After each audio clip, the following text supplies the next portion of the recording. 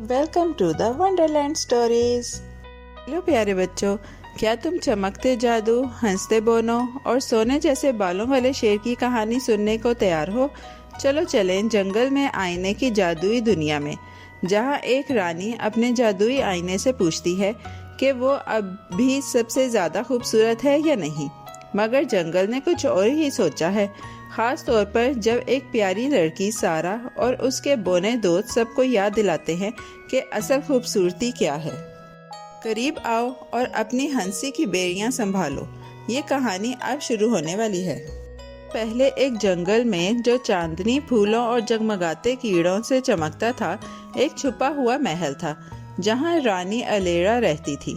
وہ برف کے گالے جیسی خوبصورت تھی، لیکن صرف اپنے چمکتے جادو سے۔ اس کا آئینہ جو سونے کے بیلوں سے سجا ہوا لمبا تھا، دنیا کے راز سرگوشی میں بتاتا تھا۔ ہر طرف وہ پوچھتی، آئینہ آئینہ سچ بتا، کیا میں اب بھی سب سے خوبصورت ہوں؟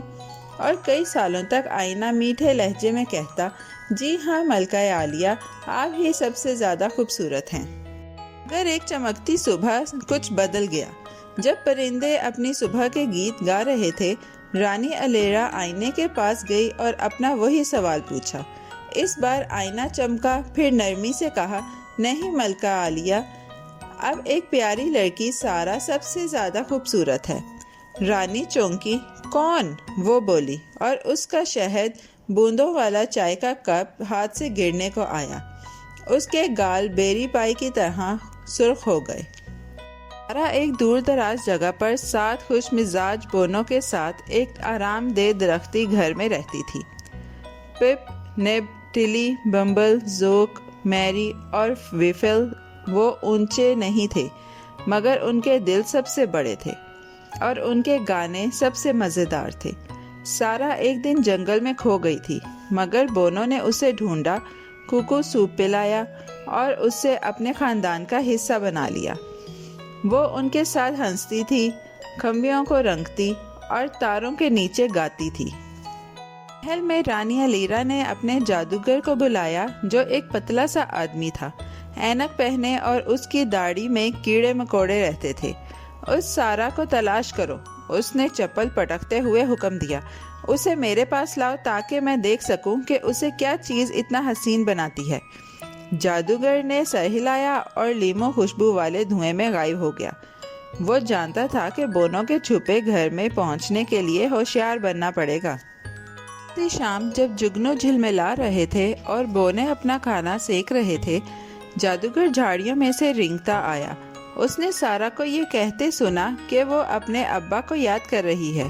ایک چالاکی سے اس نے اپنی آواز ابا جیسی بنا لی، سارا میری پیاری بیٹی، میں ہوں تمہارا ابو، چلو گھر چلیں۔ اس نے نرمی سے آواز دی۔